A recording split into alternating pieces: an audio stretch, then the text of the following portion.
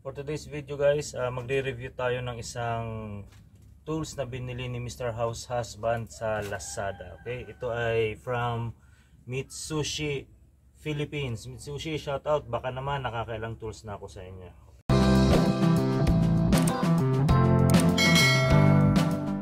So ito yung binili natin guys, isang rechargeable cordless drill.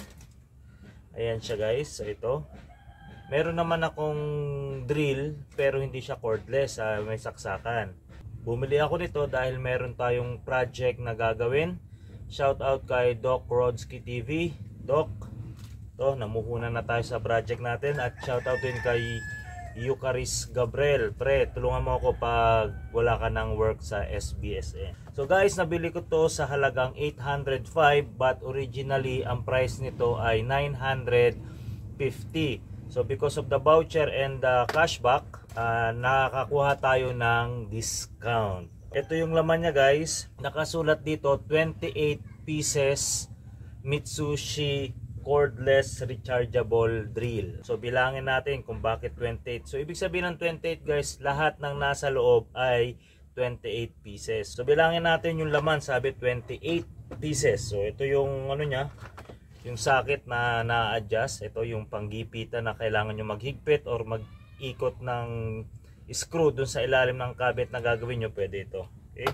So ito yung laman niya, merong mga drill bit, may mga screw at may mga socket. So kung 28, bilangin natin 1, 2, 3, 4, 5, 6, 7, 8, 9, 10, 11, 12, 13, 14, 15, 16, 17, 18, 19, 20, 21, 22, 23, 24, 25, 26, 27, at saka yung charger niya ay pang 28. Okay, so malalaman nyo guys kapag full charge na ang inyong battery kapag ito ay naging kulay green. Pag sinaksak nyo ito ay magiging kulay pula, at kapag na full charge na siya, ito ay magiging kulay green. Yan, so okay naman guys, kompleto. Thank you Mitsushi Philippines, kompleto yung inyong pinadala. Pag-aaralan natin ngayon yung rechargeable cordless drill. So ayan, so may manual dito.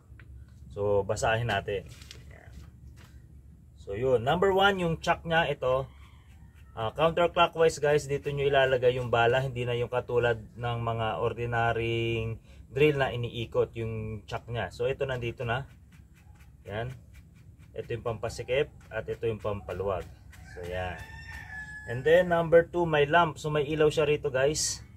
So very important ito guys, lalo sa gabi, no? Hindi naman lahat ng ating pinaggagawan ay may ilaw. So kapag gagamitin natin ito, kahit papano, maliliwanagan yung gagawin natin. Next is variable trigger switch, number 3. So ito yung switch. Ayan, number 4, speed change lever. Ito guys, so yung dalawa lang yung speed niya guys, high and low lang siguro ito dito. Ayan, and number 5, reversible switch lever. So ito guys, ayan. Ayan o, reversible. So pwede kayong magbaon, pwede nyo ring hugutin. And then number 6, battery pack, release button. So ito yun guys, ayan, para lang kayong gumagamit ng baril. Ayan o, tignan nyo naman, pack, pack, o ganun lang kadali. And then battery pack, and then yung alisin natin. O paano alisin to? Ganun lang, i-press nyo lang. Ayan, so mahirap i-press kasi bago pa. Ayan, and then matatanggal na. And then the last one is yung charger. So ngayon ite-testing natin. Okay. Ayan, kanina nahirapan ako kung paano paandarin to kasi itong reverse na to, yung reversing switch lever, kapag nasa gitna siya, yan o, parang may lock, hindi siya talaga nag-on. So yan, i-diin nyo and then yan, reverse. Yan. So yan guys, so umiilaw. Kung nakikita nyo, umiilaw siya. Yan, tapos may variable speed din siya na 4. Try natin sa number 18. Number 1. Okay, so yung speed niya guys, 1 and 2, high and low. Pag nasa number 2 mas mabilis. Ayan. Ang pinagkaiba. Ayan. Kapag number 1 guys is low, pag nilagay nyo sa number 2, that is high, mas mabilis siya. Okay, so may speed lever siya, and then merong ding hammer. May hammer ako nakita. Nga.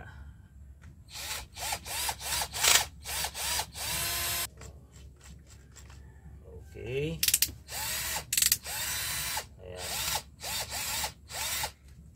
Oh, sige. So yun lang guys, and then i-testing nga natin kung umiikot talaga ito. Lagay natin ito dito.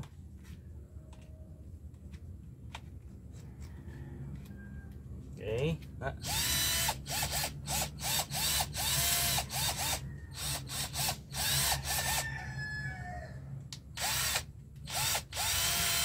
So yun, umiikot na siya guys.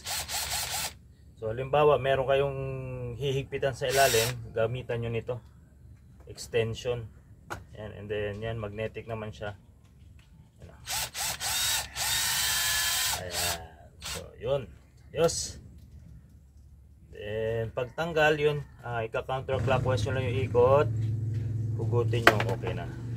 Ang bigat niya guys, medyo 1.5 kilos or something. Hindi naman na mas mabigat doon sa 1.5. So yun, so far maganda siya.